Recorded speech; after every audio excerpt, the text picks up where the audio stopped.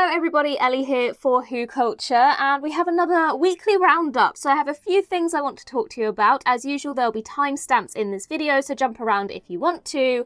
And let's get straight into it, shall we? Quickly before we get into any of the main topics, just a quick shout out and congratulations to Russell T Davies, who actually won the Outstanding Contribution to Television Award at the BAFTA Cymru Awards last night. So well done, RTD. Welsh recognition, we love to see it. Another thing I want to quickly talk about, of course, it was week 2 of Strictly Come Dancing, which, if you're not familiar, if you're in the US, it's basically the UK version of Dancing with the Stars. It's a dancing competition where they have non-dancers, celebrities, paired up with a professional dancer, and each week they are challenged with different dancers, and it's a lot of fun. And Alex Kingston is a contestant this year. Now, last week, I thought her dance was absolutely wonderful. She did the Viennese waltz, and I think she was criminally underscored, and to a person, everyone I've spoken to about it is in agreement. Now, I might be slightly biased, but even people who have absolutely no care in the world also agreed that she was underscored last week. Now, this week, they absolutely made up for it because she had the highest scores of the evening for her samba, and she looked like she was having a really great time. It was a wonderful dance, and I'm so excited to see her doing more dances. Next week is movie week,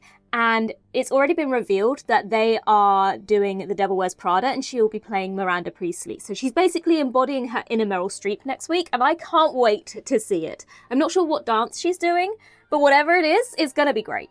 Very excited. Come on, Alex. Please make sure you are voting. You can vote just after the episode finishes airing on Saturday evenings via the BBC website. This sounds like an ad. It's not. I just want everyone to vote for Alex Kingston because she deserves to stay in the competition. Anyway, moving on. Did anyone else notice the new Doctor's been cast? Only kidding. But I'm sure many of you have seen over the weekend some images surfacing of Prince William visiting the set of the Tardis. So he visited Bad Wolf Studios on the 10th of September, so coming up to almost a month ago at this point, and it was part of the 10th anniversary celebrations of Bad Wolf Studios, and as part of that he was given a tour of the Tardis set. Now obviously, Prince William is not playing the 16th Doctor, although what a curveball that would be. Could you imagine? But obviously it does say something for how much of a British mainstay, how big a part of British culture Doctor Who is to have literally the Prince of Wales visiting the set of the show. I can't imagine they visit many sets. I mean, they do visit sets, don't get me wrong, but it just speaks to how much of a British icon, how much it is ingrained within British culture that the Prince of Wales is visiting the set. But that's not really the important focus of this here. What really is the focus here is there had been a lot of rather dubious rumours floating around that they'd torn down the TARDIS set. Evidently, as of a month ago, that is not the case. TARDIS still standing, so Prince William could walk across it. Now, to be honest, I wouldn't necessarily say this is a positive thing to take away or a negative thing to take away. Obviously, I didn't really take much heed to rumours that the TARDIS had been dismantled. The thing is, they've never ever said they've cancelled Doctor Who. We might be in a little bit of limbo at the moment, but I think we're all in agreement that the show hasn't completely disappeared. It will be back. So it stands to reason that they're not going to tear down the sets until they know exactly what it is that they're doing. And even if Disney does decide to pull the plug and does decide, well, I think we're kind of all maybe on the same page that Disney aren't moving forwards, but regardless of Disney's involvement, presumably Bad Wolf Studios is still going to be the location where Doctor Who is filmed. So it makes sense that the TARDIS set is still going to be standing. You know, whether there's a gap, whether there's a wait or a delay, they're still presumably going to need the TARDIS set. And it's going to cost a lot of money if they dismantle it prematurely and then go, oh, we needed that. So yes, we may be in a time of uncertainty, but I guess we can take it as a positive in as much as they clearly have confidence the show is going to continue. We should have that as well. The TARDIS is still standing. Once they rip down the sets, that's when we should start worrying. But as it stands, the TARDIS is still there. So the other thing I want to talk about is LA Comic Con, of which some guests may be familiar to you. We had David Tennant and Billie Piper both in attendance at LA Comic Con this year. And they were asked about a potential Doctor Who movie. This is what they said, okay? Billie Piper, yes. David Tennant, sure. Billie Piper, I always was pitching for that. Where's the film? And DT says, where's the movie? Billie Piper says, I just love that. I would love the Doctor Who experience on the big screen. But yeah, I'd do that, wouldn't you? And DT says, oh, for sure. Yeah, we're available. A David Tennant and Billie Piper Doctor Who movie? I'm here for it. For as much as I've been saying give David Tennant a rest, I actually genuinely think if we went down a route of having a standalone film, separate from everything else, I wouldn't be mad about it. I genuinely wouldn't. I don't know how it would work. Obviously, you'd have to find a way for it to make sense, either as a story that fits in amongst kind of the Series 2 timeline, whether you made it a Rose and Meta-Crisis Doctor story in the parallel universe. I'm not totally against it. For as much as I've said David Tennant needs to stop for a while. For some reason in my mind as a film, it would be different. It kind of would be separate. But okay, even if we take the David Tennant and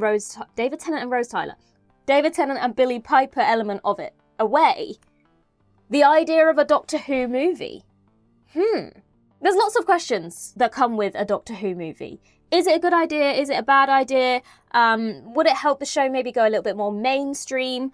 Obviously, before anyone says anything, yes, I know we have had Doctor Who movies. We had the TV movie, the 1996 TV movie. We also had the Peter Cushing films as well. So, you know, there is precedent for it. But in this day and age, it could be a game changer. And there have been ideas of Doctor Who films flirted about many times in the past. You know, there's been lots and lots of nearly Doctor Who films. And we actually have an entire article about those exact things, so do check that out. I'm hoping Danny has linked it somewhere on the screen. But yeah, there have been conversations throughout Doctor Who history of films happening. You know, at one point, maybe quite recently actually, well, I say recently, during the Matt Smith era, which to me is recently, but I guess maybe isn't actually recently anymore, but whatever. During the Matt Smith era, there was rumours floating around of a film being directed by Harry Potter director David Yates. So there's been lots of ideas. There was another idea floated around in the past that involved Leonard Nimoy. Obviously, Star Trek fame. He was responsible for a lot of the Star Trek films. So that could have been really interesting as well. And I guess Star Trek is a really good example here of how this could be successful. The Star Trek franchise has survived for almost as long as Doctor Who. It's only a couple of years behind Doctor Who, and it's been very successful as a television series or multiple television series, but it also has had success, a lot of success with its films as well. You've had films, you know, with the original series cast, you then had films with the Next Generation cast, and you jump to kind of 2009 and you have the new films with Chris Pine. Star Trek and both television and film have worked incredibly well together. So it's not unreasonable to assume that perhaps we could have the same success with Doctor Who. My only concern being that because it's not something that has happened for the majority of Doctor Who's runtime, the way that film in particular works now, you then have the question of would it be a full-on blockbuster in the cinema film, or are we talking TV movie similar to the 1996 TV movie? Where I would say Star Trek has been successful with this is where we've had, you know, full-on go to the cinema, watched a Star Trek movie. If you want to look at something more recent, we had the Star Trek Section 31 movie, which only aired on Paramount+. There was no theatrical release for it, and to say it died a death would be a bit of an understatement. It was not very well received, but to be fair, I don't think that has anything to do with whether it was put in the cinema or not, and a lot to do with the content. Which brings me to my next point is, what kind of film would it be? Would we go down the route of the Peter Cushing films, where it's completely stripped away and taken out of canon and it's its own standalone thing and it's a Doctor Who story? I'm not sure if that would work. I don't know if there would be much interest in that. I think a lot of people maybe would get a little bit confused or irate about us having a different Doctor. Having said that, if it perhaps followed Jo Martin, we had a Fugitive Doctor movie, that could work very well. That could be really, really interesting actually, because we've had a lot of conversations about where does Jo Martin fit in the timeline? Where does she fit in terms of, we see her pop up every now and then, but we don't really have a lot of her story. And how do you slot that into the rest of Doctor Who canon and lore without disrupting the show as a whole. Now, personally, I've spoken about how I feel, you know, having either a spin-off series or having a series as a kind of placeholder in between the season we've just had and whatever we're going to get in the future to something there. But equally, I think a movie would actually be very good. Give us something to tell a story for this character that we have so much potential and so many questions about. There is a really good area that could work for a Doctor Who movie. Where it needs to be very careful is in what story it tells and it not interfering too much with canon retroactively. We've seen a lot of that in the past and it can rub people up the wrong way. Equally, maybe taking the cinema element out of it, but we've had feature-length Doctor Who episodes in the past. The Power of the Doctor, The Day of the Doctor. You know, feature-length episodes can be very, very good. I mean, in fact, right, here's the thing as well. If you've got fans of a franchise, they will go and see the things.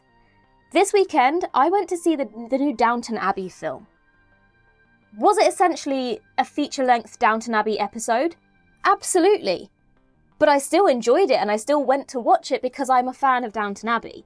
So it doesn't have to be some major blockbuster event in the same vein as a Marvel film.